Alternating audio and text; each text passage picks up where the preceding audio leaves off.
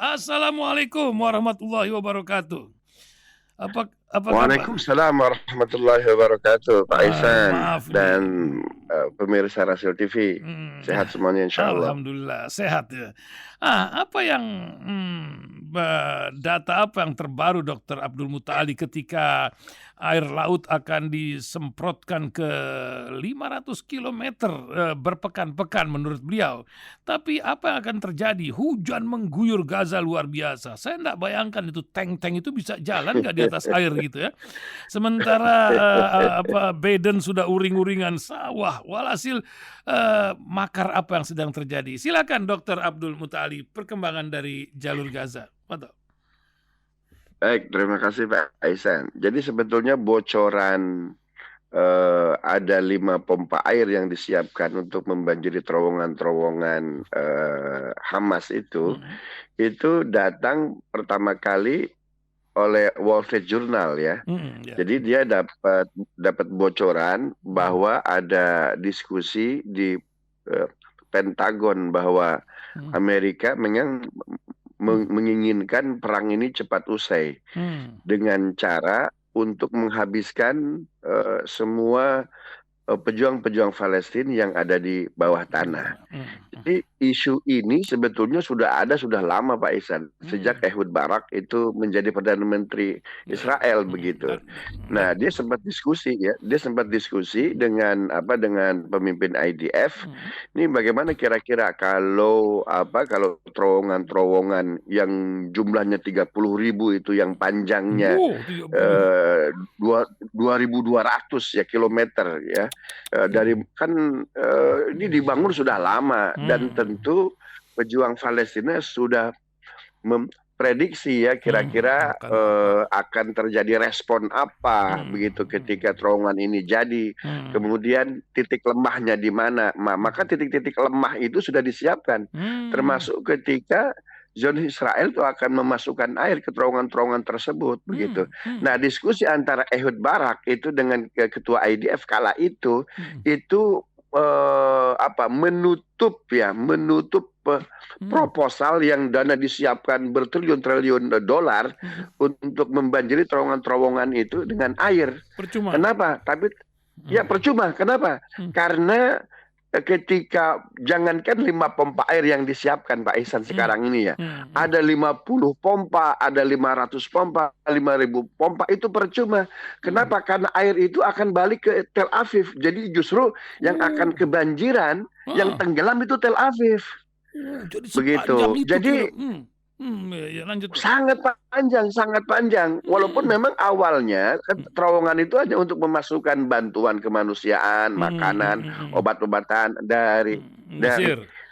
Tapi kan kita tidak tahu titik Mesirnya di mana kan begitu.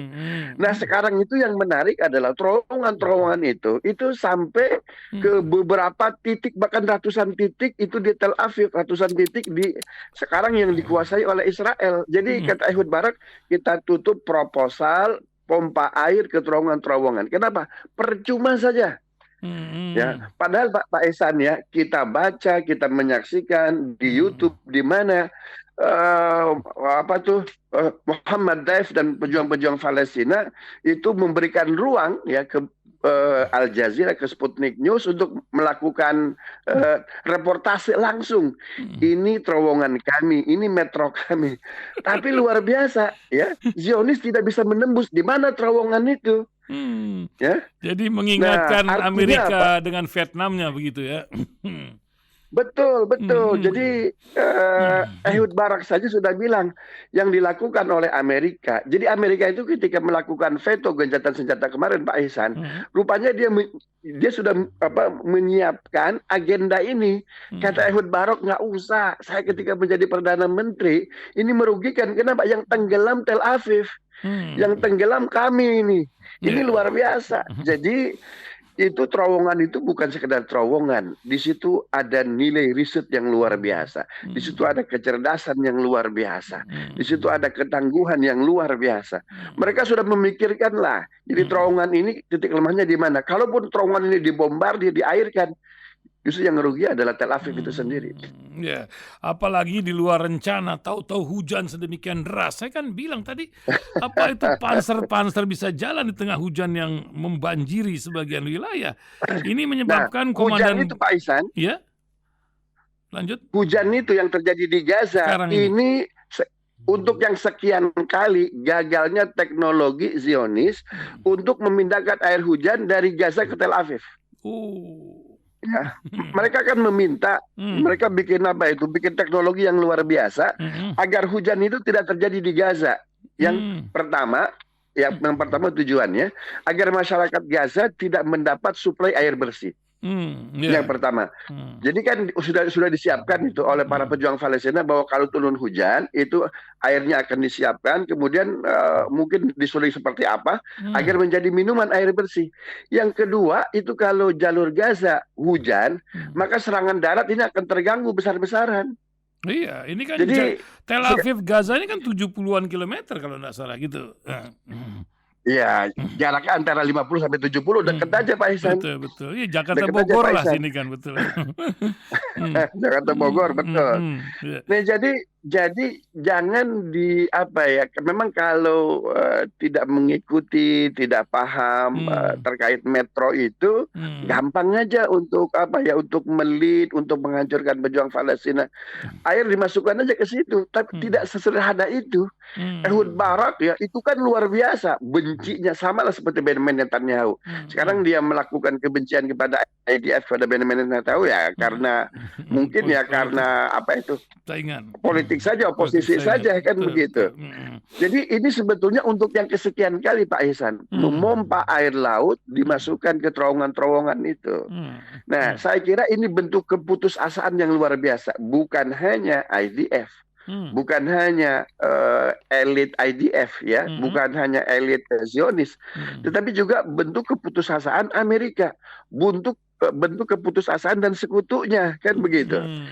Jadi kenapa? Karena tentara Amerika ini luar biasa. Kemarin saya bilang itu kan 2.000 serdadu Pak Ihsan. Itu yang tewas 750.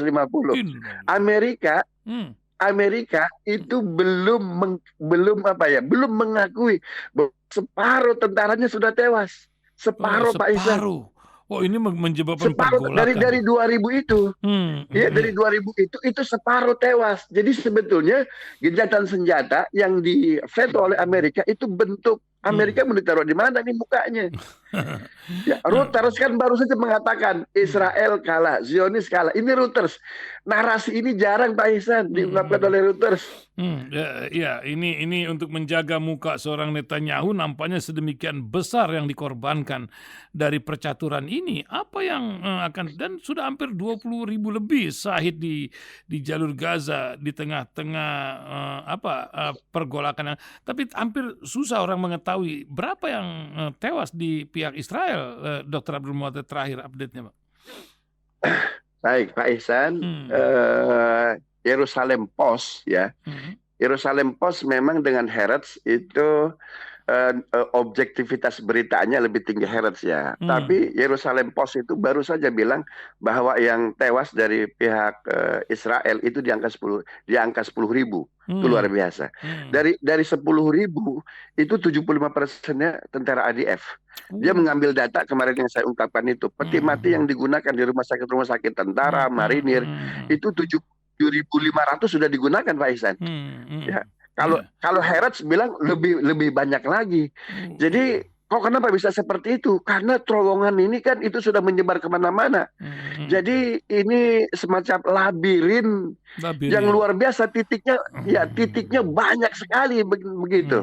Nah, yang paling ditakutkan oleh mereka, ini terowongan-terowongan ini itu bukan hanya masuk ke Tel Aviv, tapi ada beberapa negara itu labirin dari Hamas ini sudah masuk. Kenapa? Karena sebagian elit Hamas itu melakukan kunjungan ya ke berbagai negara. Di negara tetangga itu nggak pakai helikopter Pak Ihsan, tetapi pakai lift bawah tanah. Masya Allah. Terakhir Dokter Abdul Mutali, walaupun beberapa pendengar sudah mau kasih yang panjang dong Dokter Abdul Mutali, tapi ya kita mesti berbagi lah. Apa yang ingin Dokter Abdul Mutali ingatkan dari kisah ini yang sudah masuk ke bulan ketiga, belum pernah pertempuran sampai bulan ketiga begini. Silakan sebagai penutup Dokter Abdul Mutali. Silakan. Ya, kalau kita membaca buku Koving Ho Pak Ihsan ya, terkait apa itu silat Cina, itu silat Cina itu jurus pamungkasnya itu jurus mabuk. Ya, jurus mabuk. Orang kalau sudah mabuk maka hilang kontrolnya. Apapun akan dia lakukan sebagai bentuk keputusasaan dia. Kan begitu. Nah, yang kita saksikan hari ini di Gaza, Zionis didukung oleh Amerika, didukung oleh Inggris, didukung oleh Perancis begitu. Nampaknya kalau saya melihat ini sudah menggunakan jurus mabuk begitu. Nah, pada saat yang bersamaan yang dia hadapi itu para pejuang yang penuh dengan ketenangan. Begitu. Nah, mereka menginginkan tanah air kami, hak-hak kami, kan begitu, para pengusaha kami bisa kembali ke sini. Jadi sebetulnya inilah masyarakat internasional agar paham. Jadi sebetulnya siapa yang memproduksi hoax, siapa yang berjuang dengan hak, kan begitu. Jadi permasalahan Gaza itu tidak serumit yang dibayangkan oleh berbagai pakar. Ini easy saja, simple saja. Mereka yang punya hak, ingin dikembalikan haknya menjadi negeri yang merdeka, begitu, ingin dihormati dan mendapatkan kedaulatannya. Maka apapun mereka lakukan demi mempertahankan tanah airnya, demi membela hak-haknya, termasuk metro itu adalah produk kecanggihan bagaimana para pejuang Palestina itu ingin mengembalikan haknya. Masya Allah.